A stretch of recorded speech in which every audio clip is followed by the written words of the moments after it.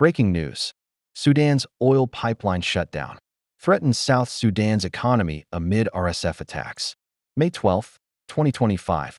Sudan is reportedly preparing to permanently shut down the oil pipeline, transporting South Sudan's crude to Port Sudan, following extensive damage from attacks by the Rapid Support Forces, RSF. This development poses a significant threat to South Sudan's economy, which relies heavily on oil exports.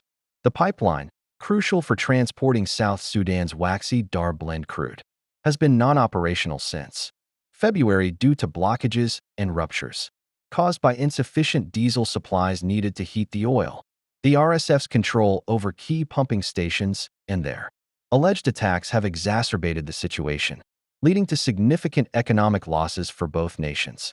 South Sudan, which depends on oil for over 90% of its government revenue, is losing approximately $100 million monthly due to the halt.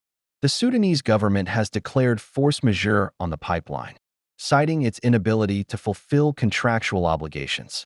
Amidst the ongoing conflict, efforts to repair the pipeline have been hindered by the conflict, with technicians unable to access damaged areas. While South Sudan has attempted to negotiate with the RSF to secure the pipeline's operation, the lack of a comprehensive political resolution continues to impede progress.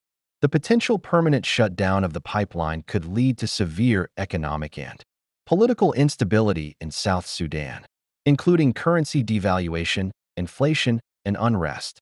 Analysts warn that without immediate intervention and a peaceful resolution to the conflict, both Sudan and South Sudan face dire consequences.